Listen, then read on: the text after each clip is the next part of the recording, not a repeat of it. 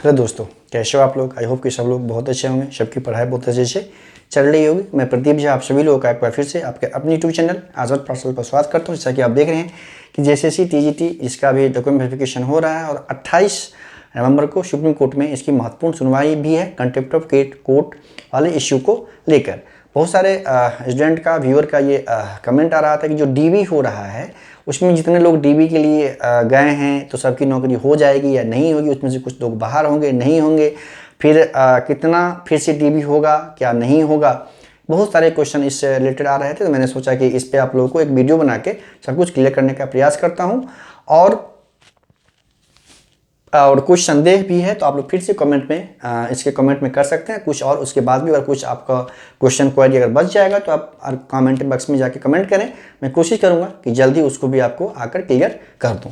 ठीक है, जैसे आपको पता होगा कि मैक्सिमम सब्जेक्ट का DB हो चुका है, कुछ का ही बाकी है। ठीक है, तो अब बहुत सारे छात्र करते हैं कि क्या DB जो हो रहा है क्या सभी लोगों को, जब जितने लोगों का DB के लिए बुलाया जा रहा है सभी लोगों को वो लोग अपने आप को सुरक्षित माने या नहीं माने। तो वो सभी लोग अपने आप को सुरक्षित मान, जिन लोगों का DB हो गया है वो सभी लोग अपने आप को सुरक्षित मान सकते हैं। क्या फिर दोबारा और DB होगा?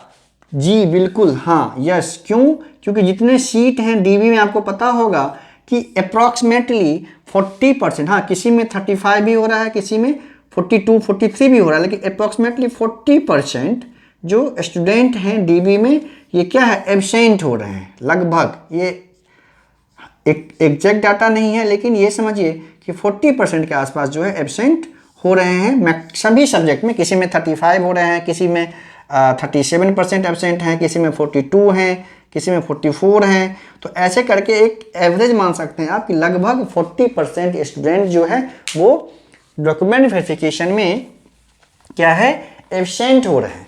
इसको आप ऐसे समझिए कि झारखंड JSSC ने वैसे कुछ क्लेरिफाई नहीं किया है एग्जैक्टली कि DB में कितने एक्स्ट्रा लोगों को बुलाया जाना है। जितना मान लीजिए अगर 100 सीट है तो कितने लोगों को DB में बुलाया जाएगा, उसका कुछ मतलब स्पेसिफिक कोई मेंशन रूल नहीं है।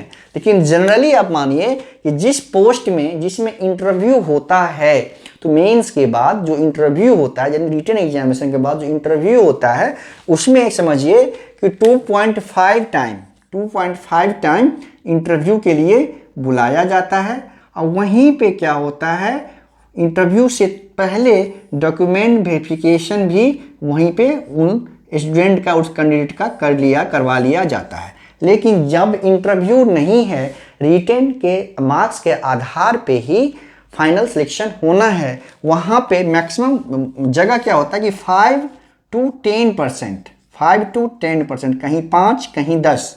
ठीक है, और JSSC का क्या रूल है ये इसके बारे में जानकारी नहीं है, क्योंकि उसने अपने में नोटिफिकेशन में इस बात का जिक्र नहीं किया है, लेकिन कुछ रूल तो होगा। ठीक है, तो मान सकते, अगर मान लीजिए आप 10% ही मान लें कि 10% लोगों को एक्स्ट्रा, यानी जितनी वैकेंट पोस्ट है उससे 10% लोगों को एक्स्ट्रा बुलाया जा रहा है। ठीक है, उसको आप ऐसे समझें कि अब अगर 10% लोगों को एक्स्ट्रा बुलाया जा रहा है तो मैं क्यों कह रहा हूं कि DB फिर से होगा, इसका लॉजिकल रीजन है। अब देखिए, जैसे मान लीजिए 100 सीट वैकेंट है। ठीक है, बहुत सारे लोग तो ज्वाइन कर चुके हैं पहले ही, तो 100 सीट अगर वैकेंट है, अगर मान लीजिए कि 10% लोगों को एक्स्ट्रा बुलाया जाता है, तो क्या हो गया कि 100 सीट है तो 110 लोगों को बुलाया गया DB के लिए, है ना, 110 लोगों को बुलाया गया DB के लिए।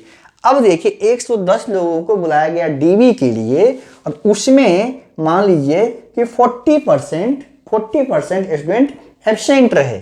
इसका मतलब क्या हुआ कि 110 में जो होगा आपका 44 स्टूडेंट एब्सेंट होगा, अब बाकी जो होगा वो आपका यानी 66 स्टूडेंट जो होगा, 66 ये हो गया प्रेजेंट हो गया, ये प्रेजेंट का डाटा हो गया, ये एब्सेंट का डाटा हो गया, है ना, एब्सेंट का डाटा हो गया। तो एक आप देखिए 110 में से 44 एब्सेंट हो गया 40% के अकॉर्डिंग, और 66 प्रेजेंट हुआ।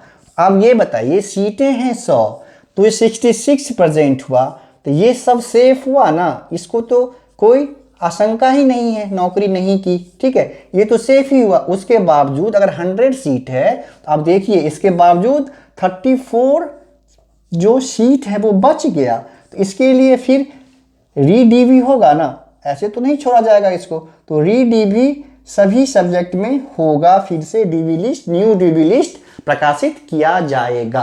क्यों किया जाएगा, कैसे किया जाएगा, तो यहाँ से आप अच्छे ढंग से समझ सकते हैं कि अगर मैक्सिमम 10% लोगों को भी एक्स्ट्रा बुलाया जा रहा है और 40% लोग लगभग एब्सेंट हो रहे हैं, तो उस आधार पर मैंने बताया कि डीवी लिस्ट तो अवश्य फिर से जारी होगा। साथ में जहाँ तक मुझे जानकारी है 100% मैं श्योर नहीं हूँ, क्योंकि जीएससी से कुछ किसी को कुछ बता ही नहीं रहा है ना, तो ये जो है पीआरटी सीट का डीवी लिस्ट, इसमें पीआरटी सीट इंक्लूड नहीं है, तो पीआरटी सीट ये प्लस जो वैकेंट सीट होगा वो दोनों को मिलाकर बाद में डीवी लिस्ट का प्रकाशन किया जा सकता है। इसकी संभावना बहुत ज़्यादा है। तो वैसे लोग जिनका अभी डीवी लिस्ट में रोल नंबर नहीं है, तो मेरा उनसे विनम्र निवेदन है कि परेशान ना हो, उनको भी अवसर जरूर प्रदान किया जाएगा, मौका मिलेगा। जिस कट ऑफ पे अभी डीवी के लिए बुलाया जा रहा है उससे 2-3 नंबर कम करके फिर से लोगों को डीवी के लिए कॉल किया जाएगा। कट ऑफ का भी कोई अंदाज़ा नहीं है, सभी लोग जो स्टूडेंट जा रहे हैं डीवी के लिए उसी से बात करके कट ऑफ जो है पता चल रहा है एग्जैक्टली।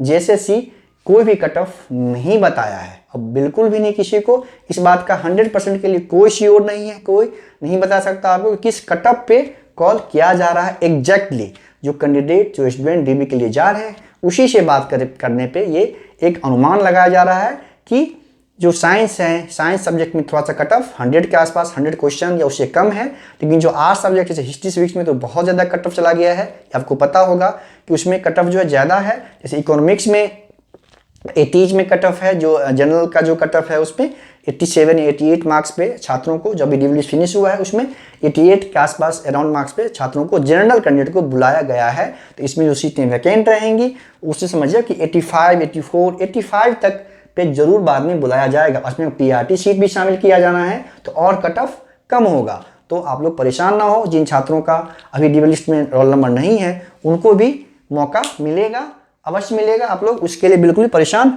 न रहें। और जहाँ तक बात है कि 28 तारीख को आप सभी को पता है कि 28 तारीख को सुप्रीम कोर्ट में महत्वपूर्ण सुनवाई है, उसमें सरकार को, जेएसएससी को अपना पक्ष रखना है और उसी पक्ष जो भी होगा सरकार सुप्रीम कोर्ट सुनेगी और उसी के आधार पर सुप्रीम कोर्ट अपना डायरेक्शन देगी और फिर जो सुप्रीम कोर्ट डायरेक्शन देगी उसके बाद सरकार को, जेएसएससी को उसको मानना ही होगा, है ना। तो बहुत महत्वपूर्ण सुनवाई होनी है 28 तारीख को उस पे। उसके बाद जेएसएससी जो टीजीटी है, पीआरटी है, सब कुछ क्रिस्टल क्लियर हो जाएगा कि उसी आधार पे गवर्नमेंट को और जेएसएससी को नियुक्ति प्रदान करनी होगी। और इस संबंध में कुछ जो मैंने आज बताया, कुछ और अगर क्वेरी है, क्वेश्चन है, आप लोग कमेंट में क्वेश्चन करें, क्वेरी करें, कमेंट करें जाकर कमेंट में, फिर मैं कोशिश करूँगा कि उसको आप आकर जरूर आप लोगों को क्लियर कर दूँ।